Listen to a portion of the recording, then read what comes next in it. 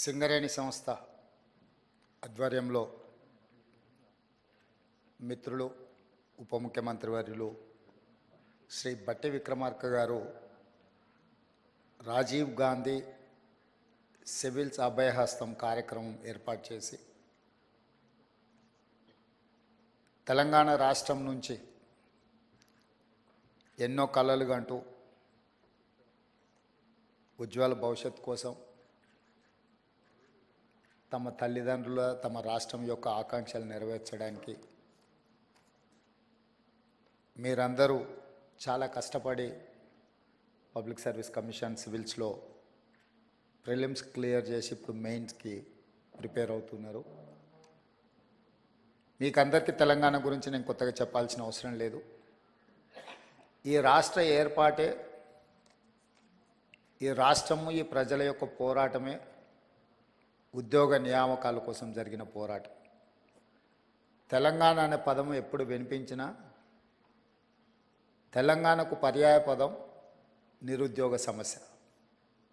ఆ నిరుద్యోగ సమస్యల నుంచి పుట్టుకొచ్చిన భావోద్వేగమే తెలంగాణ ఉద్యమం. అందుకే ఉస్మానియా కాకతీయ యూనివర్సిటీలు సామాజిక సమస్యల మీద, సామాజిక రుగ్మతల మీద, రైతు కూలీల యొక్క ఆకాంక్షల మీద ఆలోచన చేసి వేలాది మంది విద్యార్థులు ముందు భాగాన నిలబడి పోరాటం చేయడంతో తెలంగాణ ఉద్యమం ఉవ్వెత్తున లేచింది. అందులో చాలామంది మీ సహచరులు కావచ్చు, మన పిల్లలు చాలామంది త్యాగాలు చేసి ఆ త్యాగాల పునాదుల మీద ఏర్పడ్డ రాష్ట్రం తెలంగాణ రాష్ట్రం. అందుకే ఈ ప్రభుత్వానికి నిరుద్యోగ యువకుల సమస్య పరిష్కరించడం అనేది మొదటి ప్రాధాన్యత. అందులో భాగంగానే డిసెంబర్ 3 నాడు 2023 ఫలితాలు వస్తే డిసెంబర్ 7 నాడు మేము బాధ్యతలు చేపట్టి 90 రోజులలో 30,000 ప్రభుత్వ ఉద్యోగ ఖాళీలను భర్తీ చేసి ఎవరికైనా అనుమానం ఉంటే లెక్క పెట్టుకోండి అని చెప్పి ఎల్బీ స్టేడియంలో ఎన్నికైన అభ్యర్థులతో పాటు విద్యార్థులు, వాళ్ళ తల్లిదండ్రులు, వాళ్ళ కుటుంబ సభ్యుల యొక్క కళ్ళల్లో ఆనందం చూస్తూ 90 రోజుల్లో 30,000 ఉద్యోగ నియామక పత్రాలు ఎల్బీ స్టేడియంలో ఎక్కడైతే మేము ఉద్యోగ ప్రమాణం చేసినామో అక్కడే వాళ్ళకు కూడా ఉద్యోగ ప్రమాణం చేయించి ఉద్యోగ పత్రాలు 90 రోజుల్లో 30,000 ఇవ్వడం జరిగింది. దీన్ని బట్టి తెలంగాణ నిరుద్యోగ యువత ఈ ప్రభుత్వం యొక్క ప్రాధాన్యత ఏందో అర్థం చేసుకోవాల్సిన అవసరం ఉన్నది.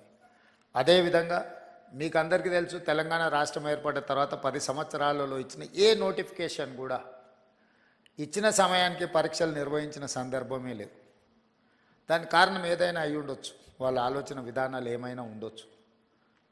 కానీ తీరని నష్టం, యుక్త వయసులో ఉజ్వల భవిష్యత్తును ఆలోచన చేసి కోచింగ్ సెంటర్లలో తిరుగుతూ మధ్యతరగతి, దిగువ తరగతి కుటుంబాలు, తల్లిదండ్రులు కష్టపడి రూపాయి జమ చేసి ఇక్కడికి పంపిస్తే అమీర్పేట్ చౌరస్తాలను, దిల్సుఖ్ నగర్లను, అశోక్ నగర్లను వివిధ కోచింగ్ సెంటర్ల చుట్టూతో తిరుగుతూ సంవత్సరాల కొద్ది పరీక్షలు వాయిదా పడుతూ సంవత్సరాల తర్వాత పరీక్షలు నిర్వహిస్తే ఫలితాలు వచ్చే లోపల మీరు కష్టపడి చదివిన పరీక్షా కేంద్రాల్లో మీకు ఇచ్చిన ప్రశ్నపత్రాలు అంతకంటే ముందే జిరాక్స్ సెంటర్లలో పల్లి బఠానీల్లాగా అమ్మినప్పుడు ఆ విద్యార్థుల యొక్క బాధ, భావోద్వేగం మేము కళ్ళతో చూసినాం, అర్థం చేసుకున్నాం. అందుకే వచ్చిన ఎంబడే తక్షణమే తెలంగాణ పబ్లిక్ సర్వీస్ కమిషన్ని రద్దు చేసి ఉన్న వాళ్ళందరినీ తొలగించి యూపీఎస్సీ చైర్మన్ కలిసి, ఎందుకంటే ఇన్ని సంవత్సరాలలో ఎప్పుడు పరీక్షలు నిర్వహించినా యూపీఎస్సీ క్యాలెండర్ డేట్స్ ప్రకారము పారదర్శకంగా పరీక్షలు నిర్వహించింది. ఎప్పుడు యూపీఎస్సీ మీద ఆరోపణలు రాలేదు, నిర్వహణలో లోపాలు కనిపించలేదు. అందుకే తెలంగాణ రాష్ట్ర ప్రభుత్వం ముఖ్యమంత్రిగా నేనే స్వయంగా యూపీఎస్సీ చైర్మన్ వాళ్ళ ఆఫీస్కి వెళ్ళి కలిసి అక్కడ మన అధికారులందరినీ, చీఫ్ సెక్రటరీ గారితో సహా అందరినీ తీసుకెళ్ళి అక్కడ అధికారులతో సంప్రదించి తెలంగాణ పబ్లిక్ సర్వీస్ కమిషన్ను కూడా కంప్లీట్గా పునర్వ్యవస్థీకరించి యూపీఎస్సీ తరహాలో మార్పులు చేసి ఎంబడే నోటిఫికేషన్స్ ఇచ్చినాం.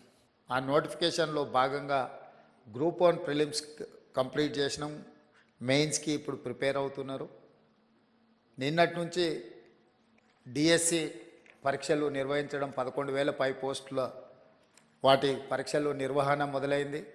Group 2 and group 3 November and డిసెంబర్లో పరీక్షలు నిర్వహించడానికి పిల్లలు సహేతుకమైన ఆలోచనతో గ్రూప్ 2 అండ్ 3 సిలబస్ సేమ్ ఉంటుంది.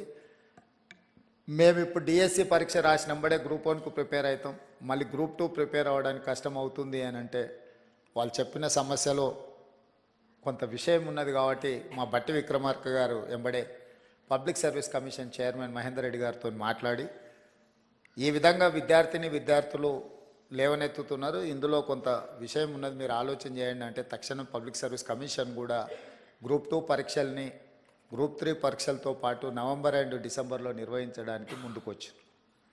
నేను ఎందుకు ఇవన్నీ మీతో పంచుకుంటున్నా అంటే ఇవాళ ఈ ఎగ్జామ్స్కి అంతా ప్రిపేర్ అవుతున్నదంతా మీ సహచరులు, మీ ఏజ్ గ్రూప్, లేకపోతే మీ బంధువులో మీ ఫ్రెండ్సో, మీతో పాటు సేమ్ స్కూల్లో కాలేజీలను చదువుకున్న వాళ్ళు. ఈ ప్రభుత్వానికి మొదటి ప్రాధాన్యత నిరుద్యోగ సమస్యను పరిష్కరించడము.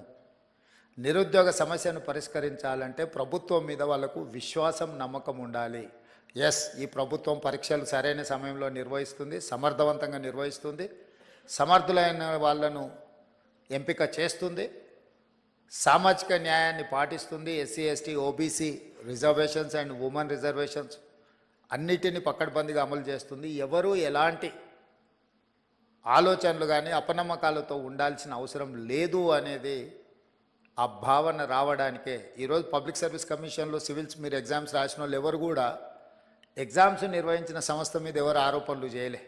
ఎందుకంటే ఆ సంస్థ మీద మీకు నమ్మకం ఉంది కాబట్టి మీ కాన్సన్ట్రేషన్ అంతా, మీ ఫోకస్ అంతా మీ ప్రిపరేషన్ మీద ఉంది.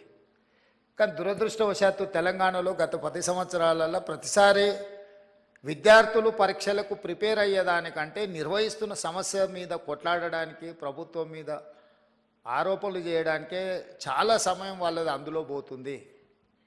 అందుకే నా సూచన, మనం నిర్వహణ చేసేటప్పుడు చాలా బాధ్యతాయుతంగా వ్యవహరించాలని మా మంత్రివర్గ సహచరులతో చర్చించి ఒక పకడ్బందీ ప్రణాళికతోని ఈరోజు తెలంగాణ రాష్ట్రంలో గ్రూప్ 1 కావచ్చు, లేకపోతే పారామెడికల్ కావచ్చు, పోలీస్ కావచ్చు, గ్రూప్ 2 కావచ్చు, గ్రూప్ 3 కావచ్చు, డిఎస్సి కావచ్చు, టెట్ కావచ్చు, ఏ పరీక్షలైనా ఖచ్చితంగా సరైన సమయంలో సరైన విధంగా సమర్థవంతంగా నిర్వహించాలని ఒక నిర్ణయం తీసుకుంది. దాంతో ఒక 30 లక్షల మంది నిరుద్యోగ యువకులకు ఒక నమ్మకం, విశ్వాసం వస్తుంది. ఒకవేళ ఈ పరీక్షలో ఉద్యోగం రాకపోతే ప్రైవేట్ సెక్టర్లో వాళ్ళ భవిష్యత్తును ఎత్తుక్కునే అవకాశం ఉంటుంది. నిర్వహించకపోవడం వల్ల, ఆలస్యం చేయడం వల్ల ఈ పరీక్షలు రాయాలన్న ఆలోచనతో లైఫ్లో అత్యంత విలువైన కాలాన్ని వాళ్ళు కోల్పోతున్నారు. తెలంగాణ రాష్ట్రం వచ్చినప్పుడు 22 సంవత్సరాలు ఉండి ఎగ్జామ్స్కు ప్రిపేర్ అవుతున్న పిల్లవాడు 10 సంవత్సరాలు 32 ఏళ్ళు వచ్చినా పరీక్షలు రాయలేకపోయిందంటే అతని లైఫ్లో అత్యంత ముఖ్యమైన సమయం కాలం గడిచిపోయింది. 10-12 సంవత్సరాలు ఒక మనిషి లైఫ్లో నుంచి మాయమైపోయిందంటే అతని ఏజ్ కానీ, అతని ఫ్యామిలీ కానీ, వాళ్ళ బాధ కానీ, ఆ ఎనర్జీ కానీ నిజంగా నిరుపయోగం అవుతుంది, దుర్వినియోగం అవుతుంది. అందుకే స్పష్టంగా ప్రణాళికబద్ధంగా క్యాలెండర్ డేట్స్ ప్రకారం రేపు అసెంబ్లీలో క్యాలెండర్ డేట్స్ కూడా డిక్లేర్ చేసి రాష్ట్ర ప్రభుత్వంలో వచ్చే ప్రతి ఖాళీలను 31 మార్చ్ లోపల అన్ని శాఖల నుంచి తెప్పించుకొని జూన్ 2 లోపల నోటిఫికేషన్లు ఇచ్చి బై డిసెంబర్ 9 ఎవ్రీ ఇయర్ ఎన్ని ఖాళీలు ఉన్నా భర్తీ చేసి వాళ్ళ నియామక పత్రాలు వాళ్ళ చేతికి అందించాలని మన ప్రభుత్వం నిర్ణయం తీసుకున్నది. ఈరోజు మిమ్మల్ని ఇక్కడికి పిలిచి మేమందరం కంప్లీట్ మంత్రివర్గం, మామూలుగా మా బలరాం నాయక్, సింగరేణి అధికారులను బట్టి విక్రమార్క గారు చెప్పి వాళ్ళ ఆఫీస్లో కూడా మిమ్మల్ని పిలిచి చెక్లు ఇచ్చి పంపించి ఉండొచ్చు.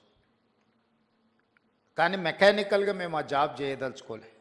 This is personal attachment. We wanted to encourage our students, we wanted to encourage our kids.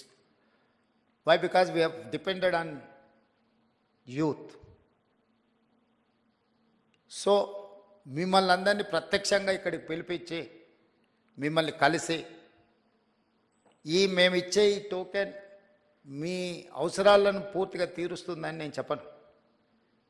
కాకపోతే మీకు ఒక నమ్మకం కలుగుతుంది, ఎస్ తెలంగాణ ప్రభుత్వం మాతో ఉంది, మమ్మల్ని గుర్తించింది, మిమ్మల్ని గుర్తించడం ద్వారా లక్షలాది మా విద్యార్థులకు ఒక సందేశాన్ని పంపదలుచుకున్నది మా ప్రభుత్వం. ఎస్, మీరు కష్టపడితే ఈ ప్రభుత్వం మిమ్మల్ని పిలిచి పర్సనల్గా కలుస్తుంది, మిమ్మల్ని అభినందిస్తుంది, మీ భుజం తడుతుంది అని ఒక సందేశాన్ని ఇవ్వడం కోసం రాష్ట్ర ప్రభుత్వం మంత్రివర్గం అంతా కదిలొచ్చి, ఇదేం మంత్రివర్గ సమావేశం కాదు, మీ స్టూడెంట్స్కి ఇచ్చే చిన్న ఏమంటారు గెష్. అయినా ఎందుకు ఇంతమంది మంత్రివర్గ సహచరులందరినీ ఈరోజు ఈ వేదిక మీద కూర్చోబెట్టినామంటే, మీ ద్వారా తెలంగాణ రాష్ట్రంలో ఉన్న నిరుద్యోగ యువకులకు ఒక నమ్మకం, విశ్వాసం కల్పించాలనేది మా ఆలోచన. ఇది మా బాధ్యత. మా బాధ్యత నెరవేర్చుతున్నాము అని, నెరవేర్చడమే కాదు, నెరవేర్చినట్టు కనిపించాల్సిన బాధ్యత కూడా ప్రభుత్వాల మీద ఉంటుంది. అందుకే ఈరోజు మిమ్మల్ని అందరినీ ఇక్కడికి పిలిచి సింగరేణి సంస్థ ద్వారా మీ చదువులకి అంతో ఇంతో సహాయం అవుతుంది. ఇందులో చాలామంది డబ్బులు అవసరం లేని వాళ్ళు కూడా ఉండొచ్చు. కాకపోతే ప్రభుత్వం వైపు నుంచి మిమ్మల్ని అభినందించడానికి ఇది ఒక మంచి మార్గంగా ఆలోచన చేసి ఈ కార్యక్రమాన్ని ఏర్పాటు చేసినాం. తప్పకుండా ఇక్కడికి వచ్చిన 41 మంది విద్యార్థులు అందరికందరూ సెలెక్ట్ అయ్యి మళ్ళీ టాప్ ర్యాంక్ తీసుకొని తెలంగాణ స్టేట్కే, తెలంగాణ ప్రజలకే, మన వాళ్ళకే సేవ చేయడానికి ఇక్కడ సర్వీస్లో జాయిన్ అవుతారని ఆశిస్తూ, కష్టపడండి. మీరందరు సిస్టంలో ఉంటే మన వాళ్ళు ఎంతసేపు ఉన్న స్టేట్ లెవెల్ ఎగ్జామ్స్కే ప్రిపేర్ అయ్యేది మన మైండ్ సెట్లో అది ఒక మెంటల్ బ్లాక్ ఉంది మన స్టూడెంట్స్కి. మీరు బీహార్ రాష్ట్రాన్ని తీసుకోండి, రాజస్థాన్ తీసుకోండి, ఆల్ ఓవర్ ఇండియాలో సివిల్ సర్వీసెస్లో వాళ్ళు ఉన్నంతమంది ఆఫీసర్లు ఎవరు ఉండరు. మరి మోస్ట్ బ్యాక్వర్డ్ స్టేట్ అంటారు బీహార్.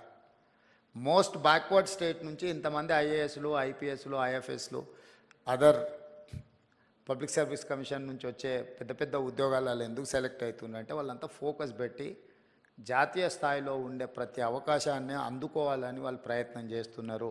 బ్యాంకింగ్ సిస్టమ్ కూడా చూడండి, రైల్వే రిక్రూట్మెంట్ బోర్డులో చూడండి వాళ్ళ పర్సంటేజ్ ఎంత ఉంటుందో. వెనుకబడిన అని చర్చ జరుగుతున్న బీహార్ నుంచే అంతమంది సెలెక్ట్ అవుతుంటే, అభివృద్ధిలో ముందు భాగాన ఉండి హైదరాబాదు నగరం ఉన్న తెలంగాణ వాళ్ళకంటే ముందు భాగాన ఉండడానికి అవకాశం ఉంది. కాకపోతే అవకాశాలను అందిపుచ్చుకొని మనం ఫోకస్డ్గా ఎగ్జామ్స్కు ప్రిపేర్ అయితే సాధించవచ్చు. మీరందరూ ఆ సర్వీస్లలో ఉంటే తెలంగాణకి ఎక్కడున్నా కూడా సహాయం చేయడానికి ఉపయోగపడతారు. ఈ రాష్ట్రానికి అవసరమైన నిధుల కోసం కేంద్ర ప్రభుత్వాలతో, ఇతర రాష్ట్రాలతో సంప్రదింపులు జరిపే ముందు, ఏదైనా నివేదికలు ఇచ్చే ముందు మీలాంటి వాళ్ళు దేశంలో నలుమూలల ఐఏఎస్ అధికారులుగాను, ఐపీఎస్ అధికారులను, ఇతర ఉన్నత అధికారులుగా ఉంటే మన రాష్ట్రానికి మనం చాలా చేయడానికి అవకాశం ఉంటుంది. మీ భవిష్యత్తే కాదు, మీ గెలుపులో రాష్ట్ర భవిష్యత్తు కూడా ఉన్నది. మీరందరూ సెలెక్ట్ కావాలని మనస్ఫూర్తిగా మిమ్మల్ని అభినందిస్తూ, ఇంత మంచి కార్యక్రమాన్ని ఏర్పాటు చేసిన సింగరేణి సంస్థలకు, ఈ కార్యక్రమంలో పాల్గొన్న మా మంత్రివర్గ సహచరులకు, పార్లమెంట్ సభ్యులకు, శాసన మండలి సభ్యులకు, ముఖ్యంగా సింగరేణి ప్రాంత శాసనసభ్యుల అందరికీ, మా చీఫ్ సెక్రటరీ గారికి, మా అధికారులందరికీ కూడా మనస్ఫూర్తిగా అభినందనలు, ధన్యవాదాలు తెలియజేస్తూ సెలవు తీసుకుంటున్నాం మిత్రులారా. Thank you sir. మీకు మా సంస్థ తరఫున ప్రత్యేక కృతజ్ఞతలని తెలియజేస్తున్నాం సార్. చక్కని స్ఫూర్తిదాయకమైన సందేశం ఇచ్చిన మీకు